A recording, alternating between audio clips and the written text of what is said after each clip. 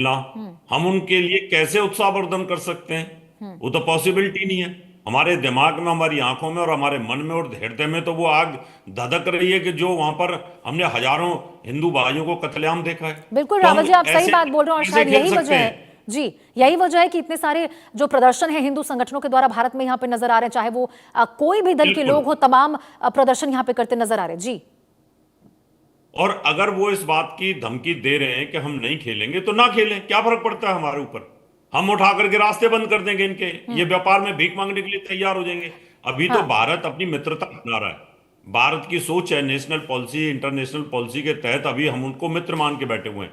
अगर उनके दिमाग में इसी तरह का गलत फहमी बैठी हुई है तो वो करके भी देख लें, ना ही कोई फर्क पड़ता है। बांग्लादेश अगर नहीं खेलेगा तो क्या खेल नहीं होंगे क्या? तो इससे कोई फर्क नहीं पड़ता, उनकी धमकियों में आने की जरूरत नहीं बिल्कुल है। फूलचंद जी, जब तक इनको इस समझ बात नहीं के सबक आता। नहीं समझते हैं, जी, फूलचंद जी, जब समझ तक नहीं सबक आता नहीं कि किस समझते हैं। आधार पर यहाँ पे जो बांग्लादेश है वो ये गीदड़ भपकी, सो कॉल्ड गीदड़ भपकी कह सकते हैं, देता नजर आ रहा है। किस आधार पर? उसे क्या लगता है कि यदि वो यहाँ पे बहिष्कार कर देगा तो क्रिकेट नहीं खेला जाएगा क्या? इंडिया क्रिकेट नहीं खेलेगा? पाकिस्तान को ही देखिए ना, पाकिस्तान क्रिकेट बोर्ड को किस तरह से यहाँ पे बहिष्कार किया गया, खेल पाता है? तो क्या उसे इस बात का बिल्कुल भी भय नहीं है कि उसको भी बहिष्कार हमारी ओर से किया जाएगा? वो क्या हमें बहिष्कार करेगा? देखिए, उनके देखिए बहिष्कार बिल्कुल। से कुछ नहीं होता। इंडिया से उनका दाना पानी चलता है। अगर इंडिया अगर एक बार उनका दाना पानी बंद कर देना तो वो रोड पे अभी तो भुखमरी है ही वहां पे, और भी ज्यादा भुखमरी आ जाएगी। और सबसे बड़ी बात ये, मुस्लिम कंट्री यूएई है, उन्होंने पाकिस्तान का और बांग्लादेश का दोनों का ही वीजा वहां पे क्या नाम है रद्द कर रखा है। पाकिस्तान का पिछले 2 साल से और बांग्लादेश का 6 साल से। तो हमारे इंडिया को भी ऐसा करना चाहिए, पाकिस्तानियों का और बांग्लादेशियों का वीजा ही नहीं देना चाहिए उनको इंडिया में आने के लिए। अगर वो ऐसी हरकतें कर रहे हैं और इस तरह से कर रहे हैं तो हमें सख्त, हमारी सरकार को भी सख्त रूल अपनाना चाहिए। बिल्कुल विक्रम गोस्वामी दी, देखिए उन्होंने कहा है कि श्रीलंका में मैच हो क्योंकि हमारे जो खिलाड़ी हैं वो सुरक्षित नहीं है। भारत में खिलाड़ी सुरक्षित नहीं है, वहां बांग्लादेश में जो लगातार हिंदुओं के खिलाफ अत्याचार हो रहा है, उस बीच में उनका क्या बयान आता है कि हमारे ही खिलाड़ी सुरक्षित नहीं है।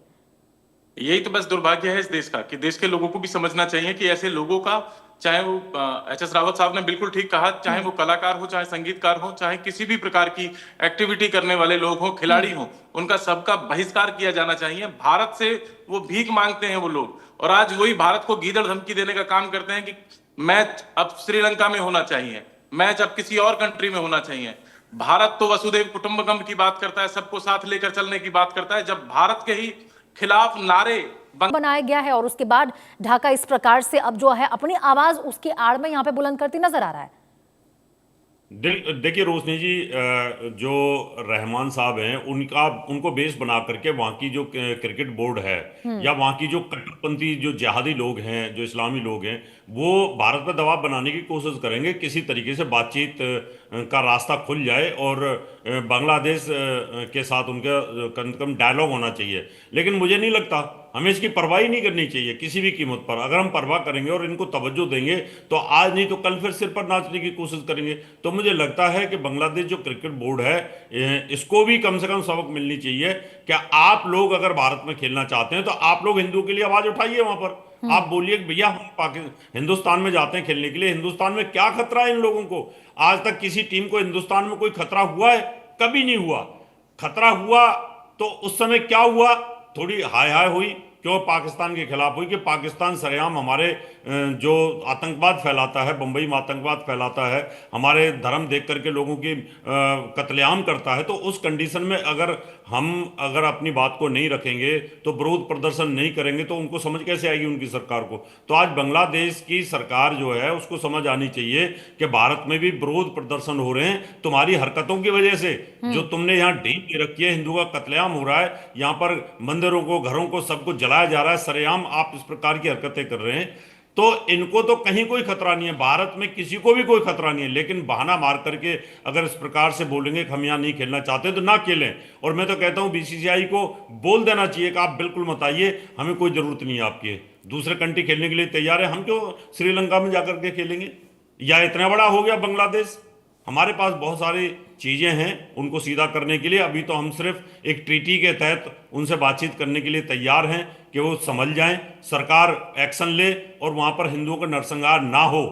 अगर ये इसी प्रकार से रहे तो हमारी जो आवाम है वो कम नहीं है, हिंदू भी कम नहीं है, और यहाँ बांग्लादेश जो घुसपैठी है फिर उनके साथ भी उसी प्रकार का हो सकता नहीं, है। फिर ये तो फिर वही बात हो गई ना सर, जैसी करनी वैसी। अगर वो भी वही करेंगे हम भी वही करेंगे, फिर दोनों में अंतर ही क्या रह जाएगा। बहरहाल ये जरूरी है कि कार्रवाई हो। देखिए, कार्रवाई तो करनी चाहिए यूनुस सरकार को, जो दावे तो कई करती है जमीनी स्तर पर कि वहां पे इस प्रकार के अत्याचार जो है वो अब सख्ती बढ़ती जाएगी, बर्दाश्त नहीं किया जाएगा नई सरकार में। फूलचंद शर्मा जी, आपसे इसका जवाब चाहूंगी। यूनुस सरकार कई दावे करती है कि नए बांग्लादेश में इस प्रकार के अत्याचार सहे नहीं किए जाएंगे, बर्दाश्त नहीं किए जाएंगे, लेकिन जमीनी स्तर पर क्या देखने को मिल रहा है? लगातार ऐसे जो अत्याचार के मामले हैं, आज भी एक मामला सामने आया था जहां पे एक हिंदू युवक को जलाकर मार दिया गया। देखिए, सबसे बड़ी बात तो देखिए हमारा भारत है ना, जो प्रजातंत्र है हमारे यहाँ, देखिए इतने सारे धर्म है और सभी यहाँ प्यार से रहते हैं, ठीक है ना। और अब बांग्लादेश में देखिए कि हमारे हिंदुओं को टारगेट किया जा रहा है। वो बांग्लादेश जिसको कि हमने पाकिस्तान से आजाद कराया, वो बांग्लादेश जिसके लिए हमने एक तरह भाई की तरह उसको ट्रीट करा, अगर वही हमारे साथ में और हमारे एक कम्युनिटी के साथ में वो इस तरह से करेंगे तो देखिए वो बर्दाश्त नहीं है। और हमारी सरकार को इसकी संज्ञान में लेते हुए इसके लिए सख्त कदम उठाने चाहिए।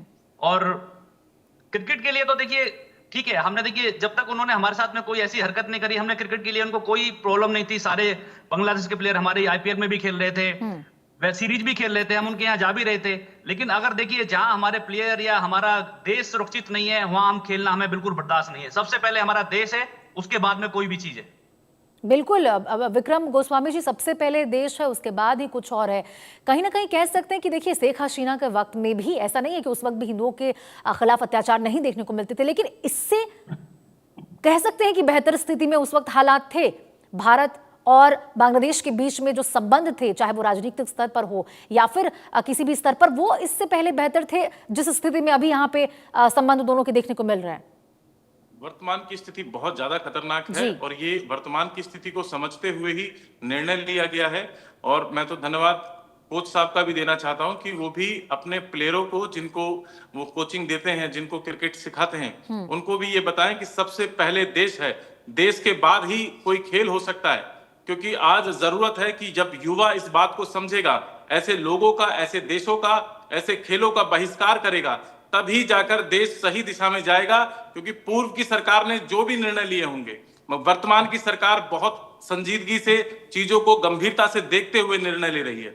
और आज जरूरत इस बात की है कि लोग समझ पाएं। आज वर्तमान की स्थिति यही थी कि ऐसे प्लेयरों का बहिष्कार किया जाना चाहिए था और बीसीसीआई ने ऐसे प्लेयर को बाहर निकाल दिया। रावत जी, लेकिन कहीं ना कहीं देखिए यहाँ जो भारत और बांग्लादेश के बीच में जो संबंध अब टकराव के बनते नजर आ रहे हैं और बांग्लादेश में जिस प्रकार से हिंदुओं के खिलाफ अत्याचार बढ़ रहा है, ऐसे में जो क्रिकेट पर ये चीज आन पड़ी है, कहीं ना कहीं मार तो उन क्रिकेटरों को भी यहाँ पे झेलनी पड़ रही है। क्योंकि सीधे तौर पे जरूर ये बात है कि वो आवाज उठा सकते हैं, वो भी वहां के नागरिक है, तो उनके द्वारा अभी अगर आवाज उठाया जाएगा तो शायद सरकार पर और ज्यादा दबाव पड़े और जिसकी वजह से कोई कार्रवाई होती यहाँ पे नजर आए। देखिए, सबसे बड़ी बात रोशनी जी, कुछ प्रोटोकॉल होते हैं, प्रोटोकॉल के हिसाब से प्लेयर नहीं बोल रहे हैं। प्लेयर भी हमारे देश का हिस्सा है। राष्ट्र है तो सब कुछ है, राष्ट्र है तो धर्म है, राष्ट्र है तो खेल है, राष्ट्र है तो फिल्म इंडस्ट्री भी है। अगर हमारे प्लेयर जो हैं इस प्रकार से कोई स्टेटमेंट दे दे, तो वो दे नहीं सकते, कि प्रोटोकॉल के साथ वो बंधे हुए हैं। जैसे बीसीसीआई ने एक्शन लिया कि भाई उसको रहमान को आउट कर दिया, और बीसीसीआई अगर ये एक्शन ले ले और ये स्टेटमेंट दे दे कि अगर वहां पर एक वर्ग के साथ, अल्पसंख्यकों के साथ अगर आप अत्याचार करोगे तो हमारी जो टीमें हैं वो बांग्लादेश के साथ नहीं खेलेंगी, तो निश्चित तौर पर इसका विश्व के ऊपर बड़ा प्रभाव जाएगा।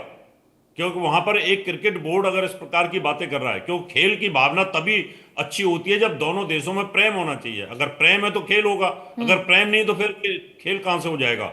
तो इस वजह से मुझे लगता है कि वो इसको अपने प्लेयरों का एक बहाना मार करके हिंदुस्तान पे दबाव बनाने की कोशिश कर रहे हैं, बीसीसीआई के ऊपर दबाव बनाने की कोशिश कर रहे हैं। मुझे लगता है बीसीसीआई बिल्कुल नहीं झुकेगा और बांग्लादेश को झुकना पड़ेगा इसमें। अगर नहीं झुकता है तो निश्चित तौर पर उसको नुकसान उठाना पड़ेगा।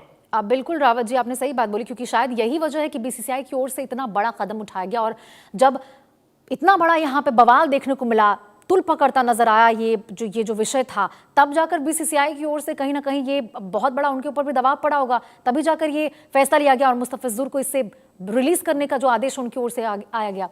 फूलचंद जी, देखिए अभी भी वहां जो तमाम अल्पसंख्यक और हिंदू लोग बांग्लादेश में है, कहीं ना कहीं खौफ के माहौल में जी रहे हैं। डर है उनको, घरों से बाहर निकलने पर मजबूर नहीं हो रहे, घरों में बंद रहने को मजबूर हैं क्योंकि उनको डर है कि कहीं जैसे दास को मारा गया वहां पर, कहीं फिर हमारा नंबर ना आ जाए। तो इस प्रकार से डर में वो अभी भी जी रहे वहां पे। इसके लिए जरूरी है कि कोई ना कोई कार्रवाई हो। देखिए, वो हमारी सरकार की तरफ से ये कार्रवाई करनी चाहिए। देखिए, हम लोग सिर्फ बोल सकते हैं टीवी पे बैठ के, कुछ ना कुछ अपना जो हमारा नजरिया है उसको हम पेश कर सकते हैं, लेकिन इसके लिए तो देखिए हमारी केंद्र सरकार ही ये दायित्व उठा सकती है और मोदी जी सक्षम है इस चीज के लिए। उन्होंने बहुत अच्छे निर्णय लिए हैं और आज देश जिस स्थिति में है और इतनी ऊंचाइयों पे है, ये सिर्फ मोदी जी की वजह से है। और मेरी यही रिक्वेस्ट है, क्या नाम है, सरकार से कि एक कड़ा रुख अपनाया जाए, जो कि वहां पे हमारे जो हिंदू भाई हैं वो वहां सुरक्षित रहे। बिल्कुल विक्रम जी, आपको क्या लगता है कि क्या आने वाले समय में कोई कार्रवाई यहाँ पे की जाएगी? क्योंकि देखिए 5 लोगों की मौत तो हो चुकी है, अब क्या और आंकड़े बढ़ने का इंतजार तो यहाँ पे नहीं किया जा रहा है ना? तो जरूरी है कि अब तक तो शायद कोई कार्रवाई बड़ी तौर पर भारत की ओर से कहीं ना कहीं देखने को मिलनी चाहिए थी। देखिए, जो विदेश नीति है देश की, ये निर्णय वो लेगी और मुझे लगता है कि जिस तरीके से काम चल रहा है, शायद कुछ अच्छे और बड़े निर्णय लिए जाएंगे जिससे कि बांग्लादेश को उसकी औकात समझ में आए, बांग्लादेश को पता लगे कि भारत विरोधी नारे लगाने का परिणाम क्या होता है, अल्पसंख्यक विशेष तौर पर सनातन धर्म में आस्था रखने वाले लोगों को मारने का परिणाम क्या होता है। बहुत जल्दी ऐसे परिणाम सबके सामने आएंगे। और सबसे बड़ी बात यह है, खेल के माध्यम से एक विरोध दर्ज कराने का समय है। ऐसे ही बांग्लादेश के सभी कलाकारों को, चाहे वो कोई गायक हो या कोई फिल्म अभिनेता हो, उन सबको भारत में बैन कर देना चाहिए। किसी भी प्रकार के उनके शो नहीं होने चाहिए। कोई भी प्लेयर भारत में नहीं खेलेगा और भारत की टीम को भी बांग्लादेश में जाकर नहीं खेलना चाहिए। बांग्लादेश के साथ आर्थिक रूप से संबंधों को खत्म करने की जरूरत है। ये बात भी सच है कि एकाएक ही चीज होगी, एकदम से सब कुछ नहीं हो पाएगा, क्योंकि ये निर्णय बहुत जल्दी नहीं लिए जाते, समय जरूर लगेगा, मगर उसको उसकी औकात दिखाने का ये समय आ चुका है कि बांग्लादेश में जिस प्रकार से हिंदुओं की निर्मम हत्या की जा रही है, आज हिंदू संगठन भी एकजुट है, सरकार पर भी, भारत की सरकार पर भी दबाव बनाए हुए हैं कि वो निर्णय ले और जल्द से जल्द कोई ऐसे कठोर कदम उठाए जिससे बांग्लादेश के लोगों को, जो कट्टरपंथी लोग हैं, उनको उनकी औकात समझ में आ सके।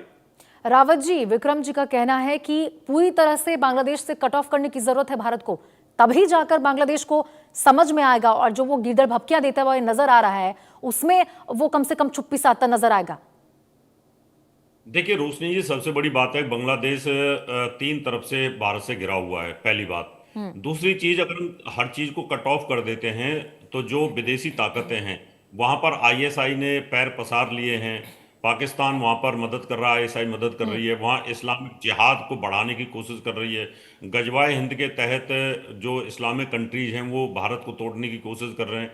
तो उसी के तहत बांग्लादेश के अंदर जो ये सरकार बदली है, इसमें विदेशी ताकतों की इन्वॉल्वमेंट रही है। अब विदेशी ताकतें तो वो तो तैयार बैठी हैं कि भारत कोई भी हमला करे, भारत एक्शन ले और हम बांग्लादेश को हथियारों की सप्लाई करना शुरू कर दें। तो ये कि इंटरनेशनल नीतिज होती हैं, कुछ ट्रीटीज होती हैं, इसलिए हिंदुस्तान की गवर्नमेंट ने यहाँ आपने देखा शेख हसीना को यहाँ पर टीटरी के साथ यहाँ पर शरण दे रखी है। अगर शरण नहीं दे तो उनको मार दिया जाता और कोई दूसरा देश शरण देता।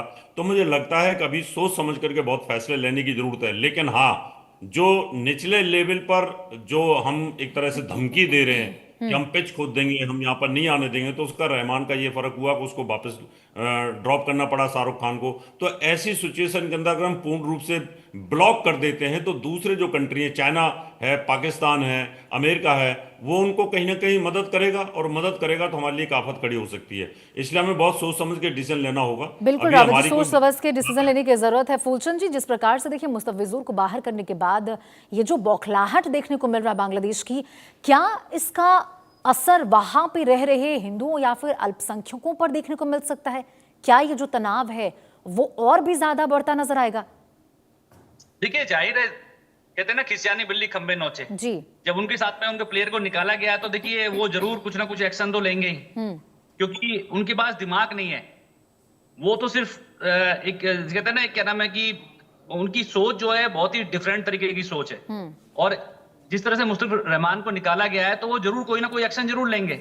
लेकिन देखिए, हमारे लिए ये बहुत जरूरी था उनको एक संदेश देना कि अगर आप हमारे किसी पर्टिकुलर एक हमारी किसी कौम से अगर छेड़छाड़ करेंगे, हमारे हिंदुओं को आप हमें टारगेट करेंगे, तो ऐसा नहीं है कि हम आपसे कोई रिश्ता रखेंगे, क्रिकेट हो या और भी कोई रिश्ता हो, हम सारे रिश्ते खत्म करेंगे, चाहे पाकिस्तान है या कोई भी है। और देखिए सबसे बड़ी बात क्या है, इन लोगों के ऊपर मुस्लिम कंट्री जो है, क्या नाम है, यूएई है, उसने दोनों देशों के वीजा पे बैन लगाया हुआ है। सबसे बड़ी बात देखिए ना कि मुस्लिम कंट्री ने उनके ऊपर बैन लगाया हुआ है। तो ये एक बड़ी सोचने वाली बात है कि आप दोनों मुस्लिम कंट्री होने के बाद में, और क्या नाम है, यूएई ने तुम पे बैन लगाया हुआ, तो वहां का वीजा नहीं देती है।